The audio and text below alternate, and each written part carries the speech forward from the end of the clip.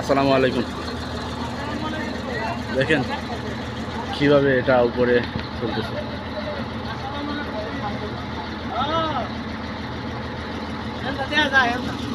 দেখো গন বুক ফুলাইয়া